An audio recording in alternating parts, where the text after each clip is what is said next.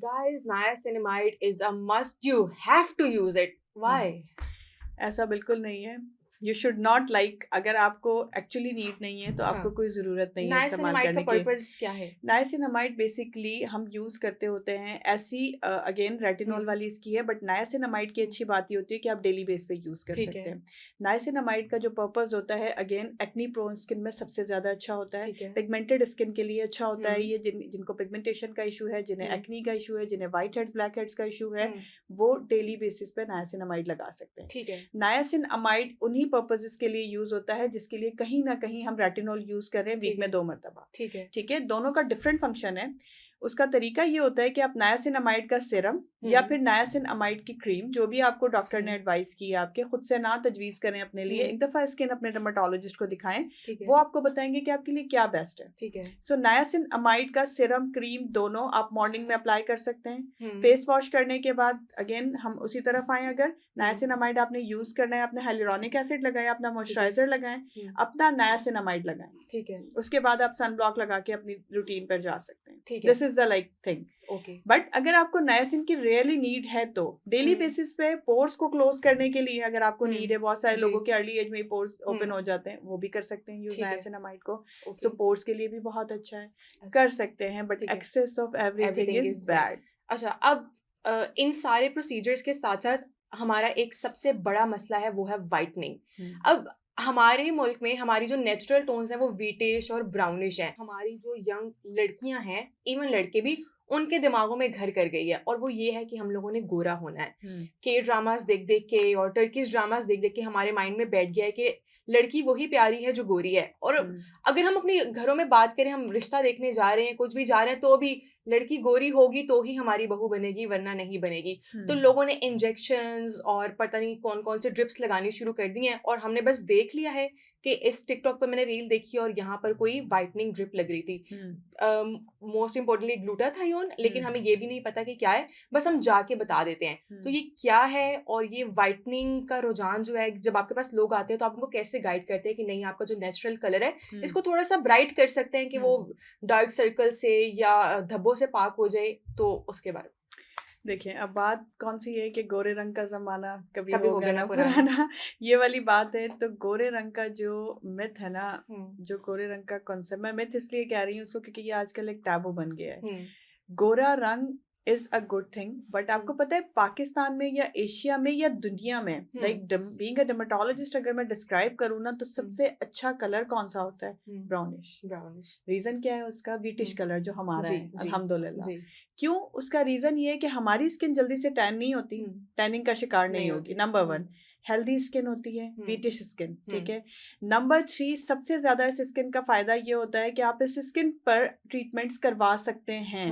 Burn का खतरा कम से कम होता है. सही है. इसके अलावा आपकी इस स्किन पर इन्फेक्शन कम से कम होते हैं. सो बेस, आप ये कहें कि जो बेस कलर है, मोस्ट फेवरेट कलर है, वो व्हीटिश कलर है, जो एशियंस का होता है, जो हमारा है. ठीक है ना. Wheatish colour is best. लेकिन गोरे रंग का कॉन्सेप्ट कुछ इस तरह से टैबू बनता चला जा रहा है डे बाय डे कि लोग उसके लिए उल्टी सीधी वाइटनिंग क्रीम्स यूज करते हैं. ठीक है. हर एक की पहुंच ग्लूटाथायोन ड्रिप तक नहीं होती.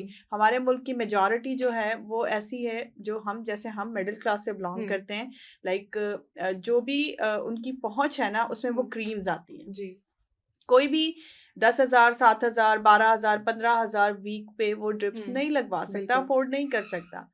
अब अगर हम बात करें उन क्रीम के नुकसानात की, तो मुझे लगता है वो अब सबको पता चल गए हैं कि उन क्रीम्स में स्टेरॉइड होता है, मर्करी होता है, और वो आपकी स्किन को डैमेज करता है. कुछ टाइम के लिए बहुत अच्छी लुक आती है, आप गोरे भी हो जाते हैं, आपका कलर भी प्रोमिनेंट हो जाता है, आपकी वो जो डिजायर्ड एक वो होती है वो भी कंप्लीट हो जाती है. But with the passage of time वो क्रीम जब आपको टॉलरेंस डेवलप कर लेती हैं, 2 महीने, 4 महीने, 6 महीने, 1 साल के बाद, अब आपकी स्किन के खराब होने का टाइम आ गया है. ठीक है. आपकी स्किन के खराब होने का टाइम आ गया और डर्मेटोलॉजिस्ट का इम्तिहान शुरू हो जाता है. बिकॉज उन स्किन के जो नुकसानात हैं, उन क्रीम्स के जो नुकसानात स्किन पर होते हैं, उसमें आपके चेहरे पर acne, open pores, black heads, white heads, pigmentation, melasma, बहुत सारी चीजें आ जाती हैं. ठीक है।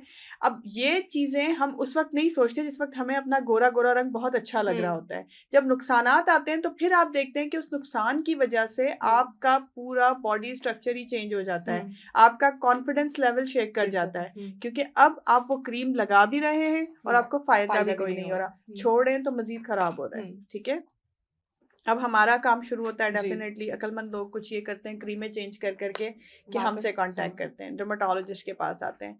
आप यकीन करें हमारे लिए बीइंग अ डर्मेटोलॉजिस्ट, मैंने अब तक अपनी 12 साल की प्रैक्टिस में जो सबसे मुश्किल और टारगेटेड चीज़ें देखी है ना, वो ये मिलाजमा की ट्रीटमेंट है, पिगमेंटेशन की ट्रीटमेंट है, जो इन क्रीम्स के बाद आती है। बिकॉज हम उसे ट्रीट कर देते हैं, कुछ अरसे के बाद उसका रिकरेंस हो जाता है, बिकॉज पेशेंट उस चीज़ को उतना टाइम नहीं दे पाता, तो रिकरेंस जल्दी हो जाता है, दोबारा जल्दी आ जाता है।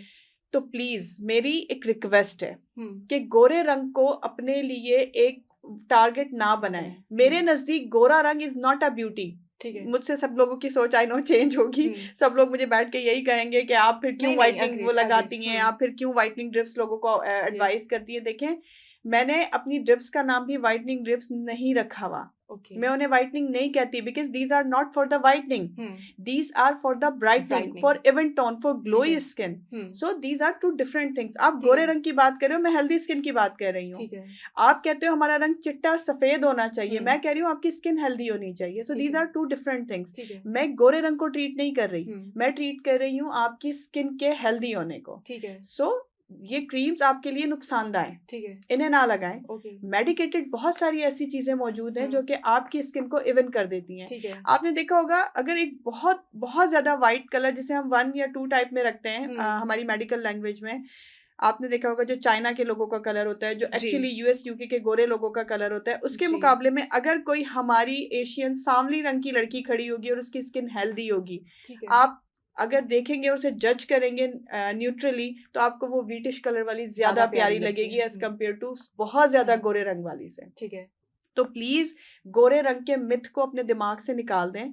गोरा रंग is nothing but your healthy skin is everything.